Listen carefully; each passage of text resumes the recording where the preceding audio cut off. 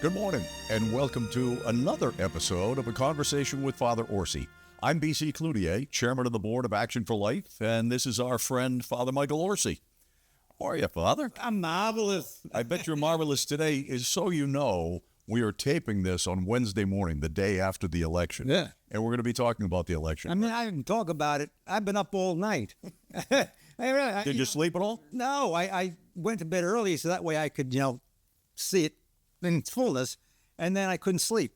So that I started watching it at 7 o'clock and 8 o'clock, and I was up till 3 o'clock in the morning, and I watched President Trump's speech, and it was a good speech. I mean, it was a nice speech. It was conciliatory. I think conciliatory. Yeah. And, he also mentioned that he wanted to thank God, that God helped him, especially get through that assassination attempt. So I think the man's got religion. I think so, too. Yeah. I thought that this morning when I saw the replay. I went to sleep about just before midnight, and sure enough, at 3 o'clock, I was wide awake. Mm-hmm. Actually, it was 2:55, and I thought, well, I'll see what's happening. And at that point, Trump was only three, in the Electoral College, 3 votes away from clinching it. And, of course, that happened shortly thereafter. So it was a good night for Republicans. Yeah, it sure was. It was a good night, I believe, for pro-life people, because, had Kamala been elected, we would have no voice at all in the White House. None at all, because her whole campaign was focused on below-the-belt issues. And for her, that was what freedom is all about. And calling, Trump a Hitler and a fascist and all these bad names. And all he wanted to do was to say, let's follow the Constitution and let's leave the states the right to determine their stances on abortion. Look, I don't like the stances of like New York and California and all that stuff, but that's the Constitution. Way back, folks, way back, I knew Judge Bork, the great Judge Robert Bork, and he said the same thing. He said, abortion is an issue that belongs with the states. So what Trump was saying is we got it back into the states after we did away with Roe v. Wade. So now it means that at least we have a chance to influence legislation regarding abortion, but also to change minds and hearts regarding abortion. Even look, folks, even if you don't get legislation in every state that is going to limit abortion, at least you have a voice, because there are a lot of people that need to understand that abortion is evil. It is immoral. It's a sin. It's a sin. And I got to say something. You mind if I say this? You're on a roll. Why would I interrupt? Roll here, because I give a lot of credit, folks, to a lot of churches that they came out against this Amendment 4. And here in Florida, Amendment 4, I mean, that was like unlimited abortion. And a lot of churches stood up and said no. And I got to give, the evangelical churches, the Catholic Church, they really came out and said, vote no on Amendment 4.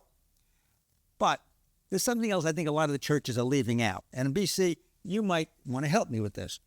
Have you ever heard any of the churches saying that it is a sin to vote for Amendment 4? It's a sin. Whatever happened to sin? That was a real issue for you and I and for a lot of people in leading up to this election, that I didn't think that a lot of clergymen were really guiding their flock the way they should have. By the way, in terms of abortion in general with Kamala, that issue clearly resonated with a lot of Democrats early on, but she was beating it to death. Yeah. And I think she overplayed her hand so that some of the people that were undecided took a look at this issue and said, you know what? They're right. I mean, here in Florida, we're not going to rehash this because we already have it, but it was insane. You could have abortion up to birth, minor girls didn't have to have parental consent. It was a crazy proposed amendment, and thank God, and I mean this sincerely, thank God that we didn't get 60%. Yeah. So to me, it was a very good night. I believe with Trump in the White House, and maybe with the Senate and with Congress, all controlled by Republicans. Maybe we will have a better chance at influencing the faith life of the people of our country. Amen. Then give them an opportunity to really reflect on their moral values and their moral life. If you think morality is only about abortion, if you think morality is only about you being free to do whatever you want to do, I mean, that's wrong. That's wrong. I was pleased, by the way, to hear Trump reiterate that he is open to pardoning Hunter Biden. Yeah. I think that is a nice gesture. Now, I don't know how this works legally, but I would expect him to say, Hunter, you plead guilty to everything, and then I will pardon you, so that it's on record that you were guilty of these allegations, which have been proven. Anyway, my point is that he already has offered an olive branch and said, I want to bring the country together. And, people may be surprised that this could be Donald Trump version 2. I mean, he's gone through a lot, including a direct assassination attempt, and what we believe on the golf course was an intended assassination attempt. So, but as it is, it appears that the GOP is going to control both the House and the Senate. We know that GOP is going to control the Senate and obviously the executive branch, and it appears that the House will be GOP majority. Yeah, let's go back to this pardoning deal, okay? Uh-huh. I think it's a good. I think it's a good idea. You have to try to bring this country together. Right. I mean, this is a big mess at the moment. People are at each other's throats. They hate each other. The good leader is somebody that is able to bring people together and to do the right thing for the good of the country, and you can't have any vengeance involved. Now, I'm going to give you an example, folks. You remember when President Nixon left office, right? And he was succeeded by Gerald Ford. Gerald Ford is a nice man. I liked him. And Gerald Ford pardoned Nixon. Now, some people said that pardon cost Ford the election. I believe that. Yeah. But he did it for the good of the country. He did it for the good of the country. And sometimes, you got to sacrifice yourself to do the right thing for the country. And sometimes, a lot of times we get mad and we want revenge. So, Trump gets into office. I mean, he could certainly get revenge on a lot of people. He could get revenge on a lot of people. Somebody said, I think I heard this recently, that when he was elected back in 2016, said, are you going to take care of Hillary? And he said, she suffered enough. But that never got published. That never got publicized. All right. What do we have to do now, folks? I think that the president-elect should let it be known that he is going to pardon Hunter Biden. Okay? But the current president has to do something too. He is still president until the inauguration. You think he knows it? That's another question. But who's ever controlling him, who's ever, it has his ear, whatever they do in the Oval Office these days, should say to him, look, we have an obligation, too, to bring the country back together again. Pardon Trump for his alleged crimes in New York. Pardon Trump for his alleged crimes in Georgia. I mean, that's the way leaders really work. Uh-huh. That's leadership, to say, hey, look, let's get this thing back together for the good of the country. There is the greater good. So I hope the two of them are going to be, a big word, magnanimous. Be magnanimous. Let's hope so. Yeah. It would be nice to see both the incumbent president and the incoming president wipe the slate clean of all this lawfare nonsense. Right. Because none of it, in my opinion, was appropriate. Right. Let's take a break, and then we'll talk about Amendment 3. We'll be right back after this.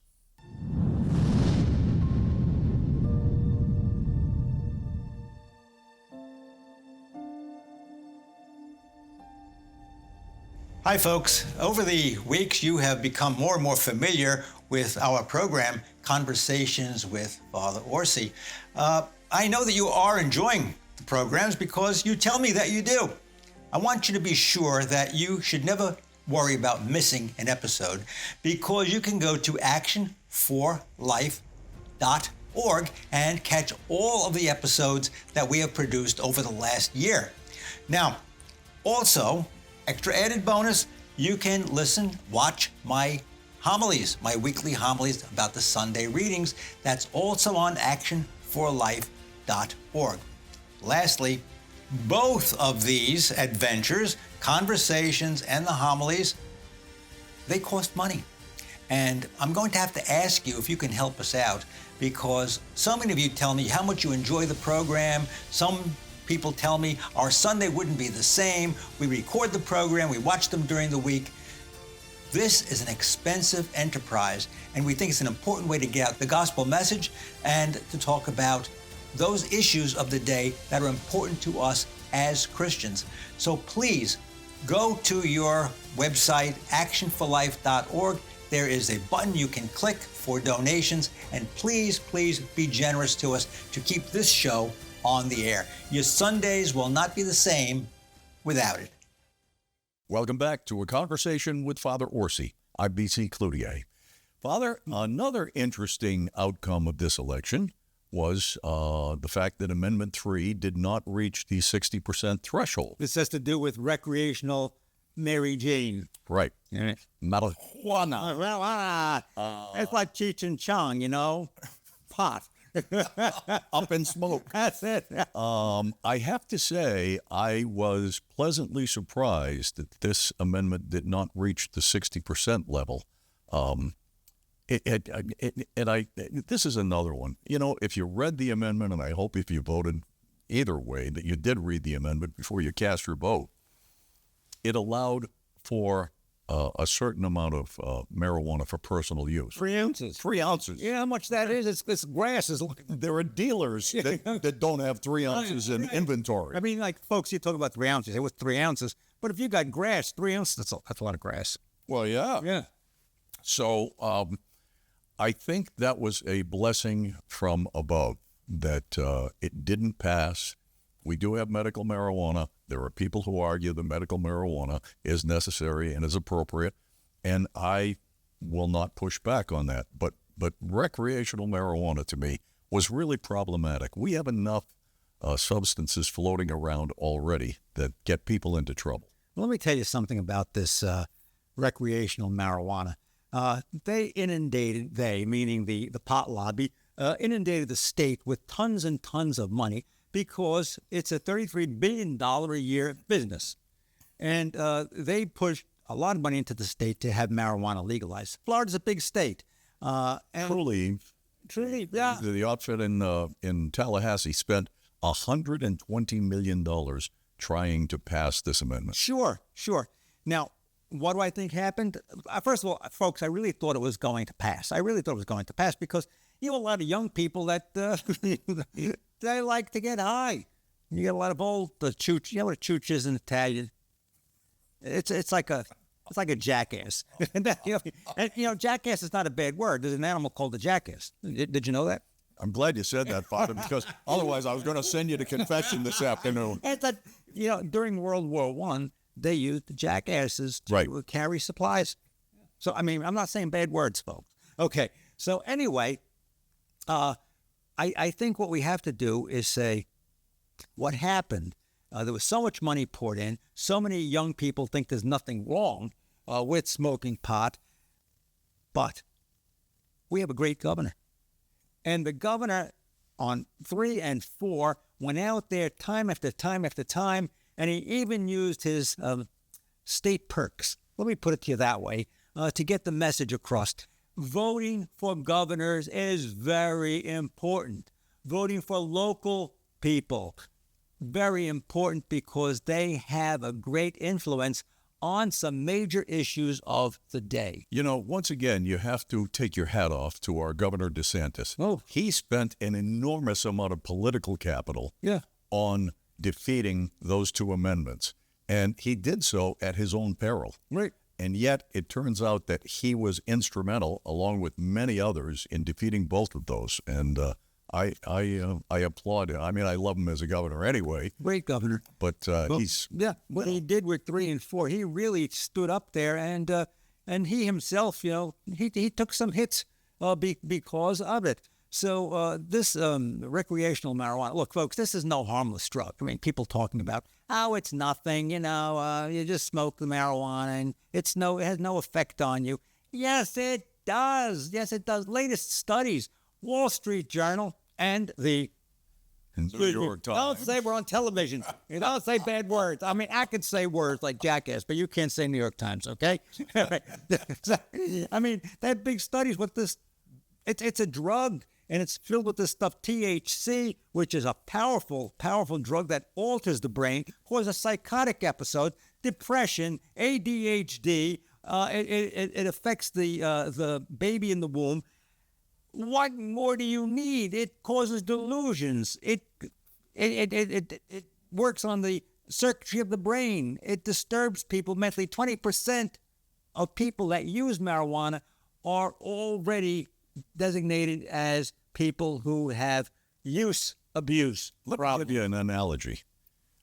You cannot buy moonshine on the open market, right? Because it is too potent. It's too dangerous. The pot that was circulating around in the 60s had about 2 or 3% THC content. The pot that is circulating today is about 95% THC content. I mean, think about that. There's no comparison. Right. And as I said, they call it user abuse. I think that's the term, folks. It's addictive. 20% of people that use pot become addicted to the pot. And then what happens? Then you have people who need rehabilitation. And you know what else? Weasel deals they do. These are weasels. They always like, the devil. Like going to Adam and Eve, and saying, hey, look at that apple over there. Just take a bite out of it. It's going to be great, You're going to be just like God, and you're free. You can do whatever you want. We talked about this freedom stuff a long time ago. Freedom means to do the right thing. It means being comfortable in your harness. That's what it means. That's Robert Frost, folks.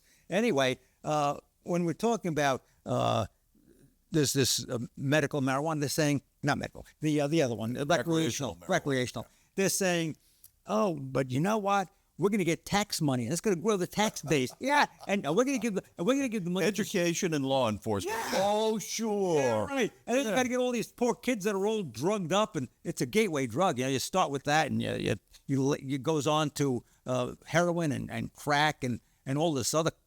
So, by the way, if that works, lottery tickets, the revenue from the lottery is supposed to go to education. Yeah. If we're throwing all this money at education, why do we have so many problems in the public schools? Well, do you want me to go there? We could do a show on that. Don't let me start. Don't let me start. You're agitating me. Let's take another break, Father. We'll be back right after this.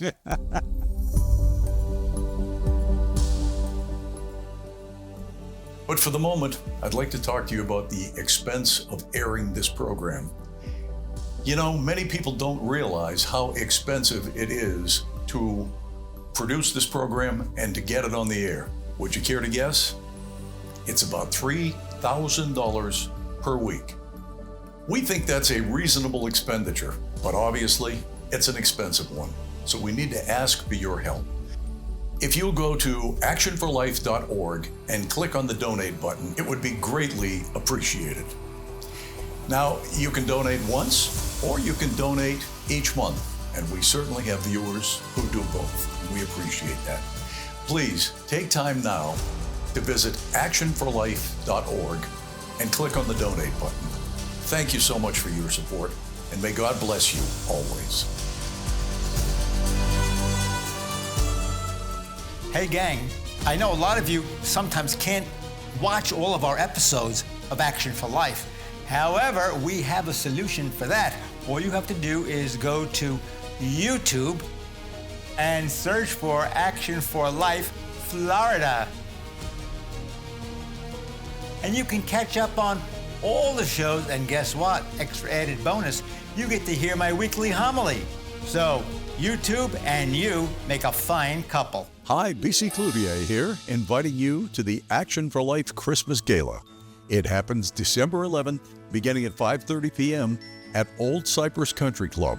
We'll have music and dancing with Carl Granieri and the Voices.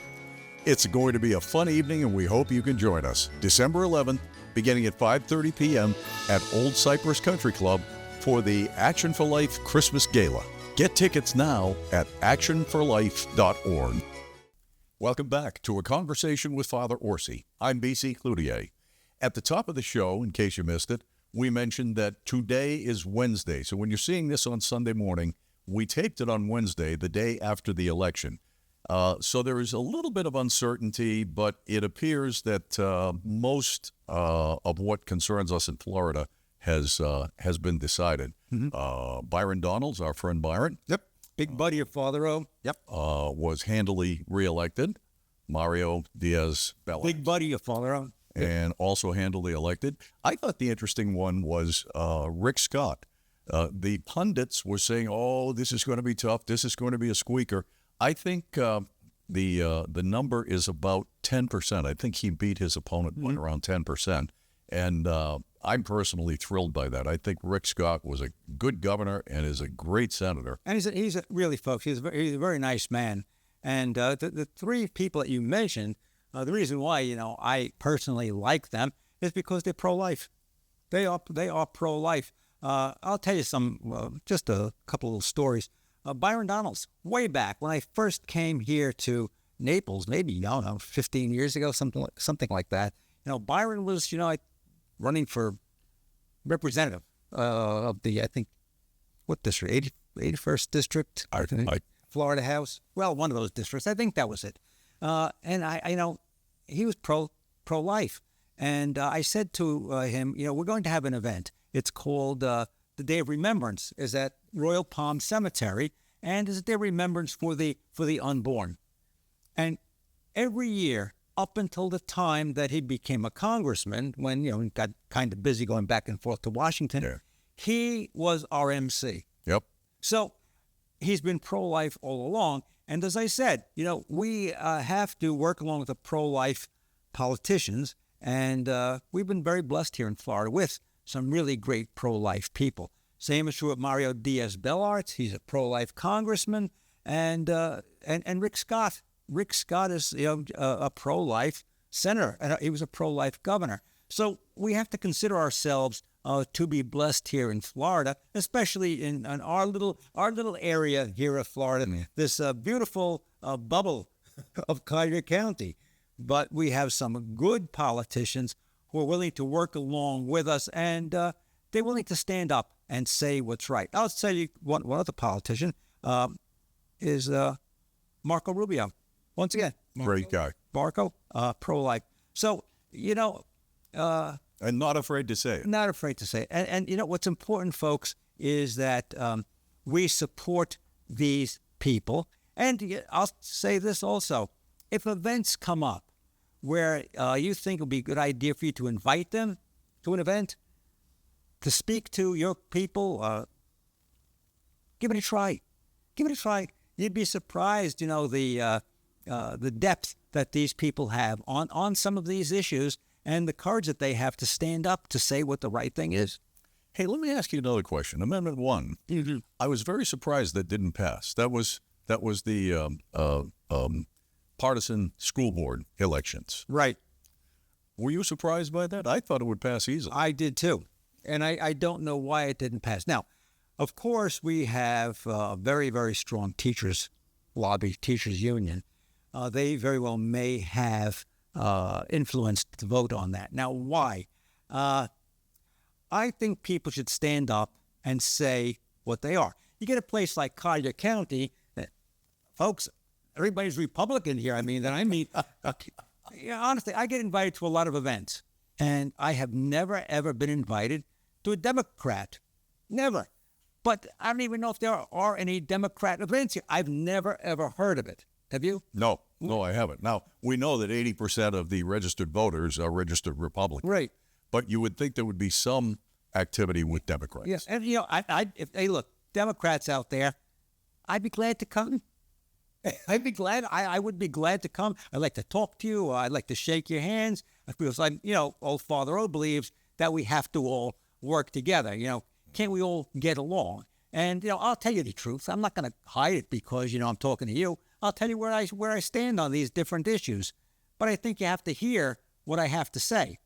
Now, let's get back to why don't we have school board elections where people are designated? Hey, look, I'm a Democrat. I'm a Republican.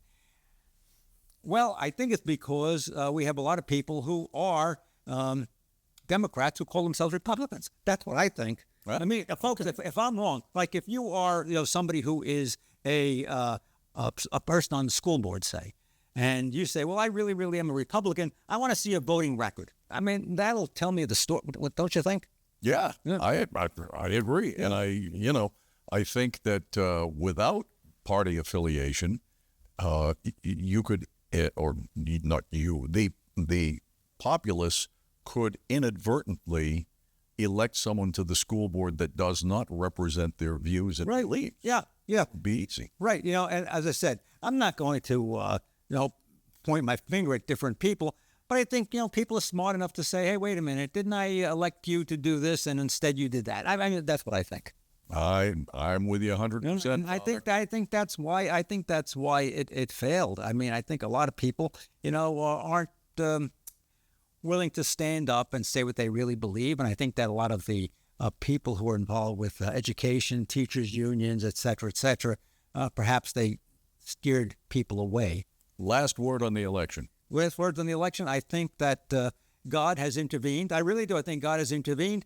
He's given America a second chance. And I mean about real freedom, and not having the nanny state watching over us all the time, and not having the government telling us what we can do and what we can't do, and not having a government interfere in our churches, a government interfering with our Catholic hospitals, with our Christian institutions. I think we have really been given a chance, and we better use it the right way, because you know what? God gives you a chance. But you better take advantage of it, because God could also punish us too. Amen. That's a wrap for this week. Thank you so much for joining us. Join us again next week for another episode of A Conversation with Father Orsi. I'm BC Cloutier. Until then, have a great week and God bless.